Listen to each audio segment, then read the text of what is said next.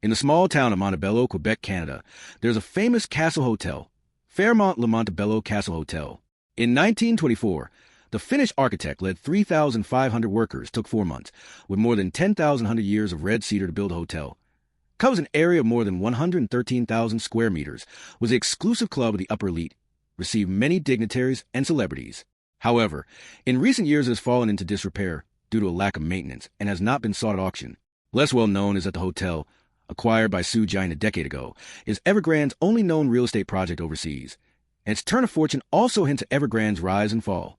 Jiayin was born in 1958 in Taikang County, Henan Province, which is still underdeveloped. When he was 1 year and 3 months old, his mother died of sepsis, and poverty and hunger became the background of his childhood. In junior high school, he had to carry a basket full of sweet potatoes and sweet potato noodles and walk long distances to school every week, and 3 meals a day depended on these and a bowl of salt water.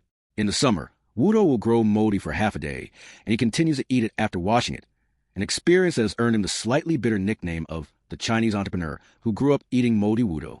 Despite the hardships, Jiayin excelled in his studies and successfully entered high school. However, the Cultural Revolution interrupted his college dreams, and after graduating from high school, he returned to his hometown to work as a farmer for 2 years. Until the resumption of the college entrance examination in 1977, he was admitted to Wuhan Iron and Steel Institute, now Wuhan University of Technology, with the top 3 scores in Joko City in the next year, choosing a major of metal materials and heat treatment, and completing his studies with a government scholarship of 14 yuan per month.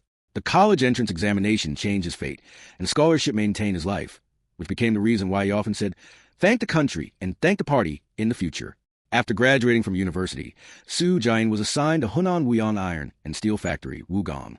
At that time, Wugong was an important military project, and the work was stable. But Jiayin was disappointed and felt that Pingdingshan was too remote. Still, he took the job. In Wugong, with solid professional knowledge and excellent management ability, he was gradually promoted from the deputy director of the workshop to the director of the workshop. He set up a dispatch center to improve production efficiency and make the workshop a model for the factory. He also invited TV stations to make documentaries to publicize the achievements of the workshop, showing an advanced awareness of publicity, which was continued in the later development of Evergrande. In addition, he used workshop waste to weld shower rooms for workers and improve working conditions, but this behavior foreshadowed his departure from Wugong 10 years later. This year, the 34-year-old quit his stable job and went south to Shenzhen with a resume of more than 30 pages. In 1993, Jiayin suggested that the boss register a new company to cooperate with Wugong, acting as a manager, but the boss did not actually invest. He had to borrow 100,000 yuan to open the road to entrepreneurship, although the business progress is not good, but he accidentally obtained a 20 million yuan loan, laying a financial foundation for future development.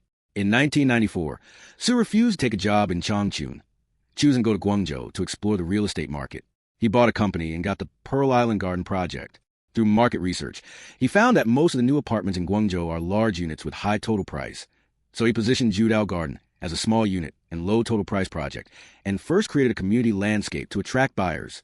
The project was sold out at the opening and earned more than 20 million yuan in profits for the company, but his income was not proportional to his contribution, and he finally chose to leave.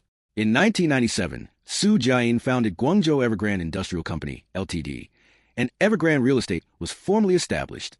Evergrande's first project, Jinbi Garden, is located in Guangzhou's Haizhu district, the former site of a pesticide factory. The land is heavily polluted, the infrastructure is backward, but the price is relatively cheap. Jiayin obtained the land by installment payment, secured the loan with the land as collateral, let the builder pay the upfront cost, and adopted a strategy of small apartment size, low price, and perfect supporting facilities, and the project was a great success. The first phase of the project was only built to the first floor and began to pre-sale, and all the houses of 80 million yuan were sold out within half a day, and the second phase was also quickly sold out, which made Evergrande rise rapidly. Evergrande has since seized on policy opportunities in China's commoditization of housing to expand and become one of the top 5 property developers in Guangzhou before listing in Hong Kong in 2009. 2017 became a turning point in Evergrande's fortunes. In order to redeem perpetual bonds, Evergrande plans a backdoor A-share listing, but the gambling agreement failed, triggering a series of chain reactions. In 2020, the 3 red lines policy was introduced, and Evergrande was listed as a red file enterprise due to insufficient cash flow, and financing was limited.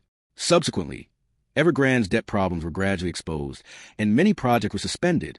In 2021, Evergrande admitted financial difficulties. In 2022, some shares were suspended, Creditors applied for liquidation, and in 2023, Evergrande officially declared debt default, with total liabilities as high as 2.44 trillion yuan.